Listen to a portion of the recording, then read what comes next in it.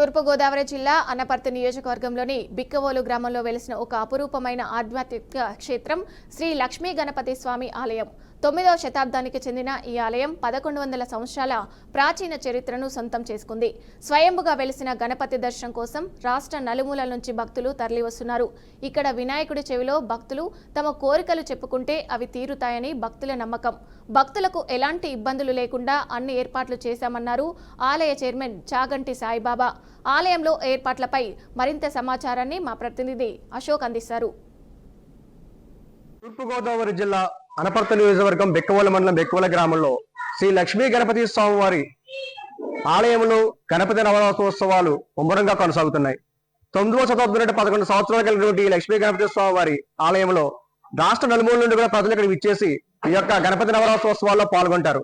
ఈ గణపతి ఉత్సవాల సందర్భంగా వచ్చే భక్తులు ఎటువంటి ఆటంకాలు కలగకుండా ప్రతి భక్తులకు కూడా ఇక్కడ అనేక సదుపాయాలు ఏర్పాటు చేసినట్టు ఇక్కడ మన ఆలయ చైర్మన్ అయినటువంటి సాయిబాబా గారు ఉన్నారు. ఒకసారి ఆయన అడిగి ఈ విషయాన్ని తెలుసుకో.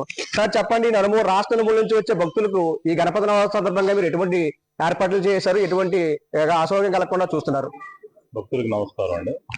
11వ శతాబ్దంలో వెళ్తున్న శ్రీ లక్ష్మీ గణపతి దేవస్థానం స్వయంగా వెళ్తున్న లక్ష్మీ గణపతి స్వామి ఉత్సవాలు ఈ నెల 27 ప్రారంభమవుతాయండి. వచ్చే నెల 6 దాకా కొనసాగుతాయి. దీని నిమిత్తం 27వ తారీఖున విపరీతంగా భక్తులు వస్తారు కాబట్టి దానికి బారికేడ్లు, టెంట్లో మామూలు మంచినీళ్ళ ప్యాకెట్లు అన్ని ఏర్పాటు చేయడం జరిగిందండి. దీని నిమిత్తం పోలీసు వారి శాఖ కూడా చాలా పకడ్బందీగా ఏర్పాట్లు చేశారు, ఎటువంటి అవాంఛనీయ సంఘటనలు జరగకుండానే.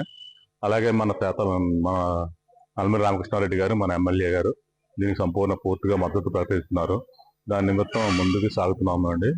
ప్రతిరోజు హోమాలు, పూజలు జరుగుతాయండి. అలాగే ప్రతిరోజు కూడా ఉచిత అన్నదానం జరుగుతుంది. ఇంచుమించి ఎంతమంది వస్తే అంతమంది కూడా 5-6 వేల మంది భక్తులకి ఉచిత అన్నదానం పెట్టడం జరుగుతుందండి. అలాగే లైటింగ్, ఈ మార్కెట్లు అన్ని కూడా పూర్తయినాయండి. 27వ తారీఖు పొద్దున్న తెల్లవారుజామున 1:50 తీర్థబింది సేవతో ప్రారంభమవుతాయండి. ఆ రోజు ఉదయం కూడా 11:04 నల్లమిల్లి రామకృష్ణ గారి దంపతుల చేత కలస్థాపన జరుగుతుందండి. ఈ విధంగా 6వ తారీఖు దాకా జరిగి 6వ తారీఖు మహానదానంతో కార్యక్రమం పూర్తి అవుతుంది. పెద్ద విగ్రహం అవుతూ వస్తుందని చెప్పేసి భక్తులకు విశ్వాసం అండి. అలాగే స్వామివారికి విశిష్టత ఏంటంటే భక్తులందరూ కూడా స్వయంగా స్వామి చెవి దగ్గరగా వెళ్ళి వారి కోరికలన్నీ కూడా స్వయంగా స్వామి చెవి దగ్గర చెప్పుకోవచ్చు. స్వామివారిని సేవించుకుని వారి కోరిక చెప్పుకుంటే భక్తిగా ఎవరైతే చెప్పుకుంటున్నారో వారి కోరిక స్వామివారి విని వెంటనే నెరవేరుస్తారు. ఆ నెరవేర్చుకున్న తర్వాత వెంటనే పునర్దర్శనం చేస్తారనేది ఇక్కడ ప్రగాఢమైన విశ్వాసం. చాలా సుదూర ప్రాంతాల నుంచి భక్తులందరూ కూడా వచ్చి స్వామివారిని స్వయంగా సేవించుకుని స్వయంగా వారి కోరికలు చెప్పుకొని స్వామి యొక్క విశేషమైనటువంటి అనుగ్రహాన్ని పొందుతారు. ఇక్కడ ఏంటంటే ఎవరైనా స్వామివారి దగ్గరికి వెళ్ళొచ్చు. కుల మత వర్ణ వివక్ష లేకుండా స్వామివారిని శరణు కోరినటువంటి ప్రతి ఒక్కరూ కూడా స్వయంగా సేవించుకుని చెవి దగ్గర చెప్పుకుంటారు. అలా చెప్పుకున్నటువంటి వారి కోరిక ఖచ్చితంగా తీరుతుంది. అలాగే ఈ సంవత్సరం గణపతి నవరాత్రులు చాలా విశేషంగా జరుగుతున్నాయి. 27వ తారీఖు నుంచి మొత్తం 10 రోజులు జరుగుతాయి. 6వ తారీఖున నిమజ్జనతోటి ఈ నవరాత్రులు సమాప్తం అవుతుంది. మహాసమారాధనతో సమాప్తం అవుతుంది.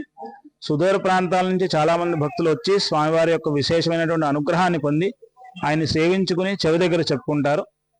దానికి సంబంధించినటువంటి ఏర్పాట్లు కూడా ఇక్కడ ఆలయానికి సంబంధించినటువంటి వాళ్ళు, అలాగే మన ఎమ్మెల్యే గారు అనేటువంటి రామకృష్ణారెడ్డి గారి ఆధ్వర్యంలో చాలా వైభవంగా జరుగుతున్నాయి.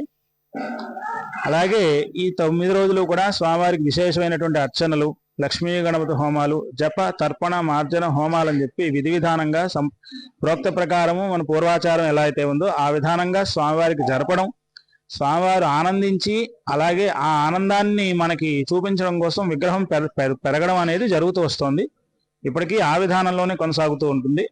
కావున భక్తులందరూ స్వామివారిని దర్శించి స్వామివారి కథాక్షతలు స్వీకరించి స్వామివారి అనుగ్రహాన్ని పొందవలసిందిగా మంగళ శాసనాలు ఇస్తున్నాము. శుభం.